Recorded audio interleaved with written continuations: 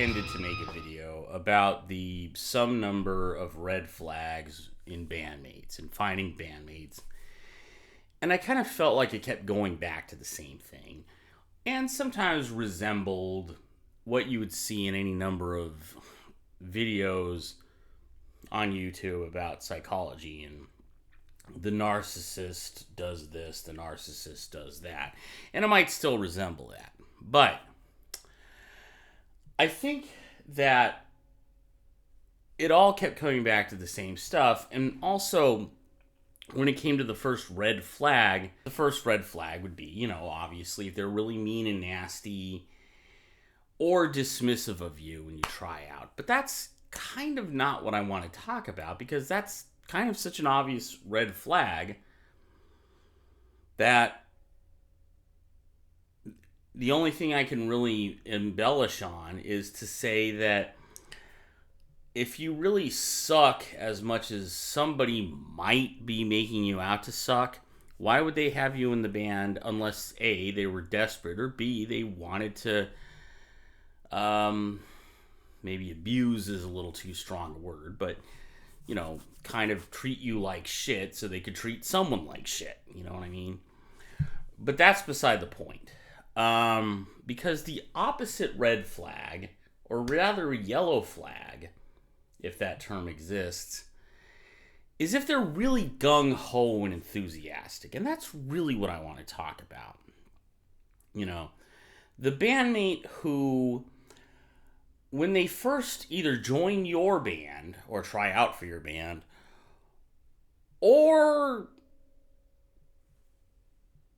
when you first join them, they're really gung-ho. They really love you. And at the very least, it can be a sign when they join your band, if that's the case. It can be a sign of them being a kiss ass, which is not an ideal thing, although it's not the worst thing. No, the worst thing is if it's kind of the musician's equivalent to love bombing. If you've watched any of those Tricks the Narcissist polls type of videos on YouTube, you probably know at least the concept, the general concept of love bombing. Someone gets a girlfriend or boyfriend or whatever, and at first they're like super romantic. Just unbelievably romantic. It's like a fairy tale. And then, before you know it, they're just acting like a complete asshole. So many of these things you hear about in those kinds of videos are the same in bands. They're the same in bands. And I've kind of felt that somebody should make a video about narcissistic abuse in bands. I just don't know that there's someone out there who's studied psychology and been in a rock band with narcissists. Which, by the way, it's going to happen. I mean, if you say to yourself, I want to be in some sort of rock and roll band, you're going to end up with a narcissist. If you don't, you're lucky. I've joked that Joe Perry's autobiography should have just been called Steven Tyler is an Inconsiderate Prima Donna. Because, it happens. And part of it is, and not to stereotype lead singers, because by no means are lead singers, with or without an instrument, by no means are they the only guilty ones. But it kind of goes double for them in this respect, that they are going out there singing to people expecting them to want to hear them sing. When a member of the band, somebody joins and they're just enthusiastic as fuck, they can't wait to get started. You are the most innovative person, especially if they gush over things that aren't really all that special, like, whoa, you mixed rock with metal. Or, whoa, you've got a guitar and a keyboard. You've got a male singer and a female singer. Whoa. They, again, could just be kissing your ass because they want something, but it could, moreover, be the old narcissist, the love bombing stage. And it can happen gradually, or it can happen suddenly, but one day you just look around and this person who was acting like they were your biggest fan a few months ago is now suddenly your biggest critic. Now, of course, to join a band is to expect criticism. Seems simple enough. But you'll start to see certain patterns, where it goes beyond criticism and to just devaluation. In fact, that's kind of the definition, in a way, of borderline. It goes from idealization to devaluation. And here are some examples of how the devaluation can look. Number one is if it just seems like everything you do is wrong. Maybe they'll cut you a break here or there, throw you a bone here or there, but it just seems like especially if it's not really in their department.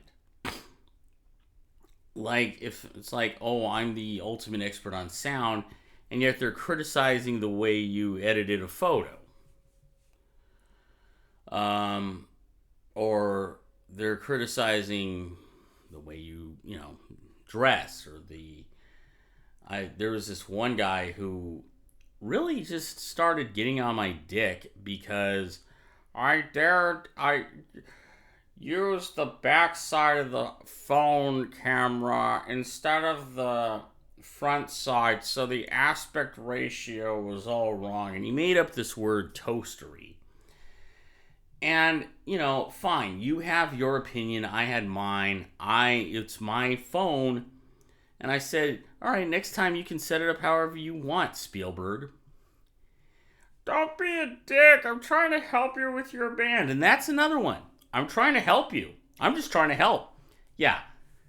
If they have to say it, they're probably not. And another way to kind of get... But when it comes to the music, okay? Because let's start with that. That's the whole point of a band, is music. If their criticisms are really vague or like not constructive, that's not metal. Or nah, there needs to be more of a groove, or just, this is boring. There needs to be more entertainment value. How exactly do you fix that? It's hard to fix that problem based on that. Whereas if they said, after the bridge, it's just kind of the same thing. Why don't we cut the last verse? That sort of thing. I'm not saying that that's always right. I'm just saying that, that's an example of something where it's like, here's the problem, I fixed it for you. It is especially heinous, and I'll probably come back to this a little bit more, but when they decided to go off and they never seem to want to practice more than they have to, and yet they criticize you for the songwriting. They criticize you for the arrangement. They criticize you for everything. When they had no hand in shaping it, when they could have, when they had their chance to help you. So that's kind of the most crucial part.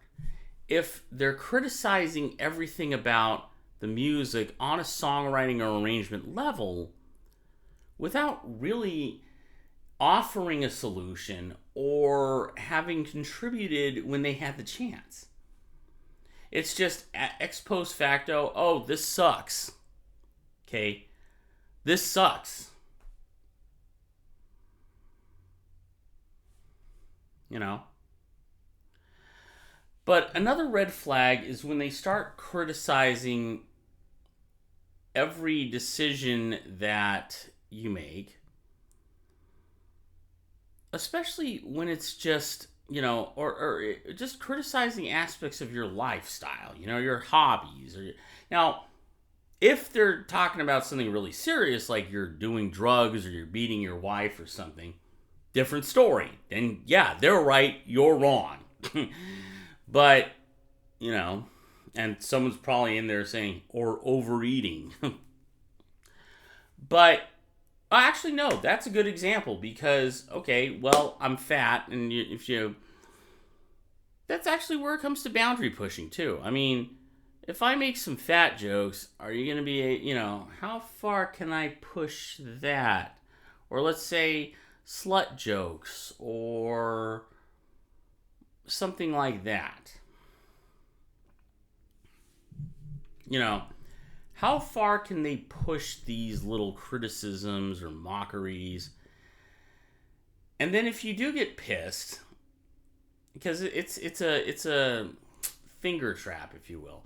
If you do get pissed off, then like, look at this crybaby. And if you don't get pissed off, then like, oh, hey, there's a green light. I can keep going further. Another thing that can be a red flag or whatever is if they have a friend or something who isn't in the band, maybe they want to join, maybe they don't, but, well, actually, before we get to that, if they're becoming really domineering, now this is more for someone who joined your band, okay? Because if they started the band and they're being domineering, to some extent, you have to take that. To some extent, okay? Not if it gets ridiculous, of course. And of course, all of these things, yeah, they happen sometimes, sure. This is about when it becomes a pattern, when it becomes a problem. But if someone joins your band and one day they're becoming really domineering, and that can take many forms. Especially if you have the misfortune of having them be the one running the rehearsal space. That's, or having the keys to rehearsal space. That's one problem I had with a problematic drummer. From merry old England. Just to drop a hint. All of a sudden, whenever they felt like they could go, sorry, mates, I can't practice tonight. And, once in a while, maybe it could have been legitimate. Who knows? But often he won't tell me, why. Stuff. Things. My time is at a premium. They get really haughty about that. And here's a cliche that you have to look out for. Oh, we all have 40-hour work weeks. We all have lives. We all have jobs. So why'd you join? What did you expect? You just play, come over whenever you feel like it. Yeah, we've all heard that one. And it only serves to say, you don't know, you don't get it. You're an asshole. It's insulting. I mean, yes, you have a job. You have a wife. Great. Good for you. But if that was going to be too much of an impedance, again, unless they're being unreasonable, but whenever they say that, the point they're trying to make is that you're being unreasonable. And if you're not being unreasonable, it's another one of those, I'm going to shift all the blame to you. I'm going to try to make you feel like shit. And that brings us to this sort of red flag or whatever you want to call it. When they try to make everything your fault. If they're constantly nagging at you, criticizing you, belittling you, and then you stand up for yourself, it's like, you're being a dick. Oh my God, what a dick. Oh, you can't take criticism. Oh, you take everything too personally.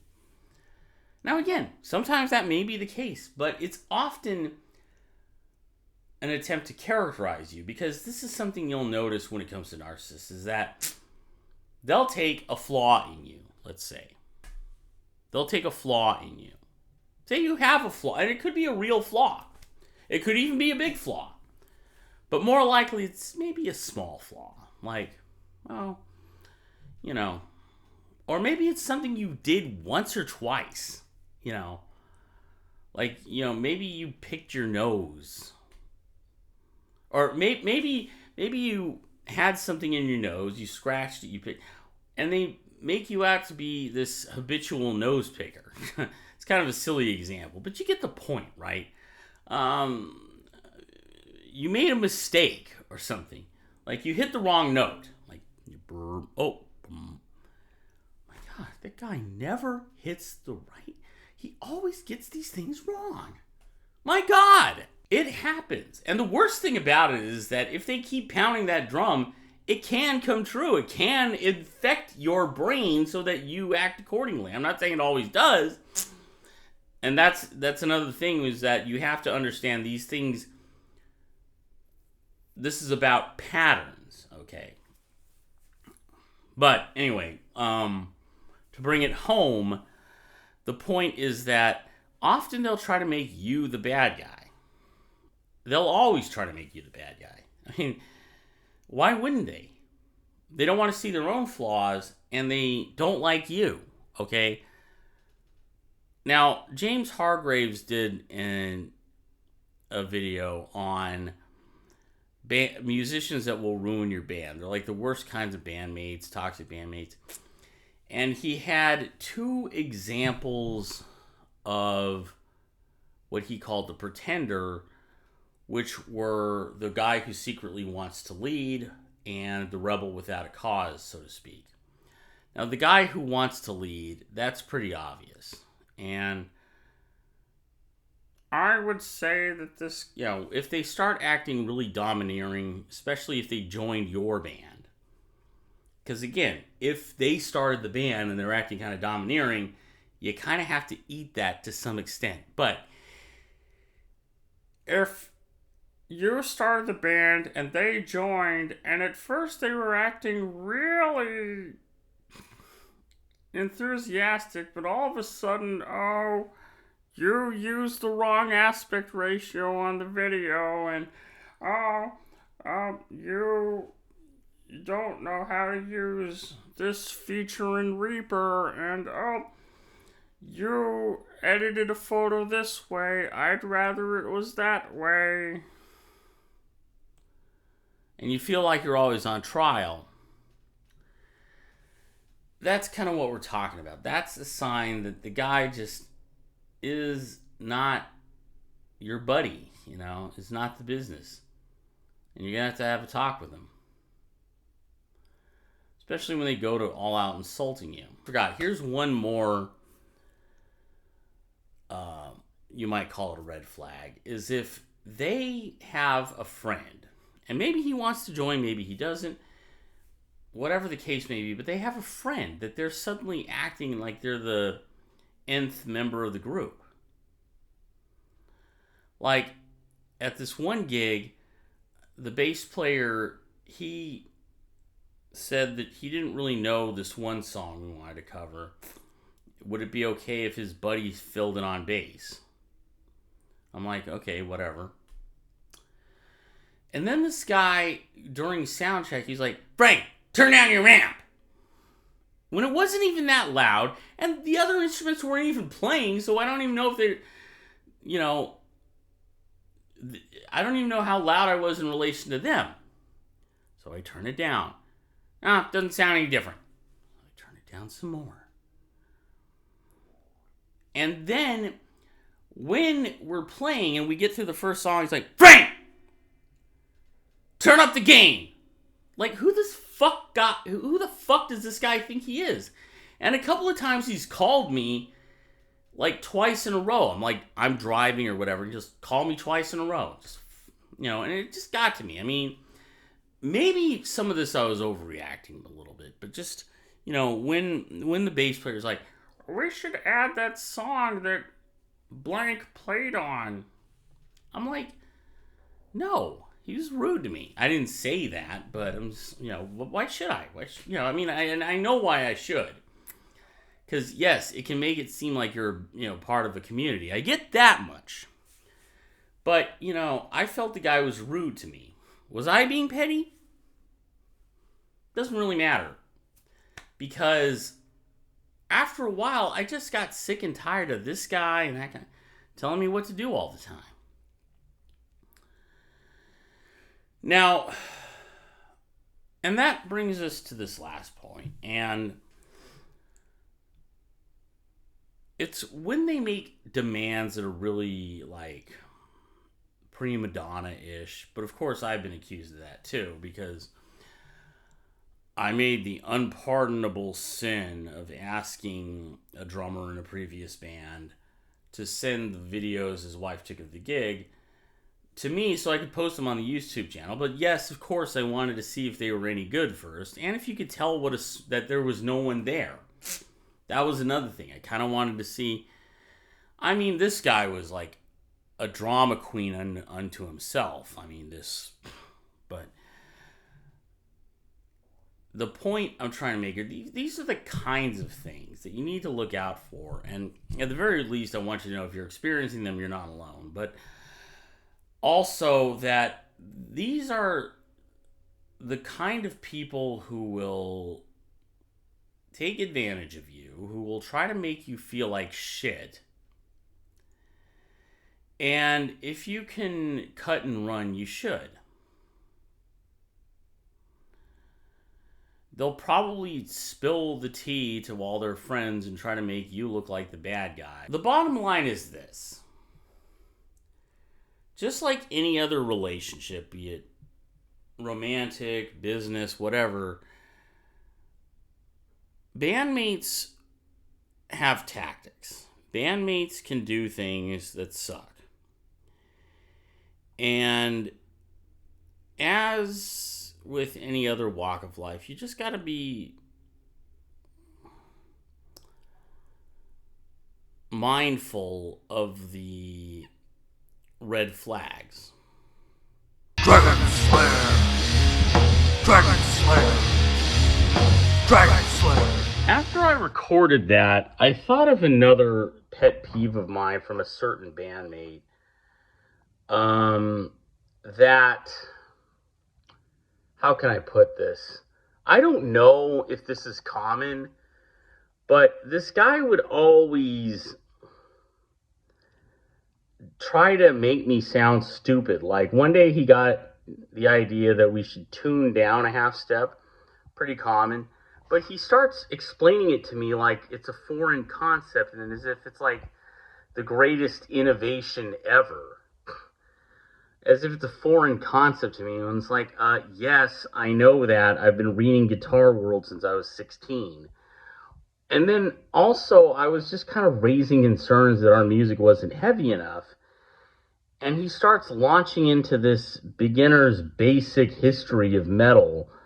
Like, in the 60s, the rock bands were influenced by the blues, but then Sabbath started incorporating minor chords, and as if he even knows what he's talking about. But that's another story. Like, I'm not asking you what metal is on some foundational level. I'm saying, well, it's beating around the bush that our drummer wasn't heavy enough.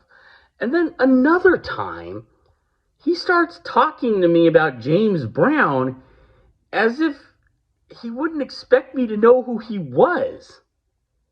Like, okay, so I was watching this documentary about this guy. It was called the Hardest Working Man in Show Business. You mean James Brown?